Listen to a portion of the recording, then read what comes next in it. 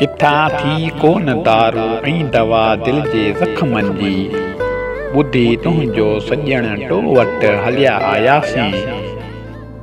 ॿिया सभु दर छॾे तो दर मिठा आयासीं।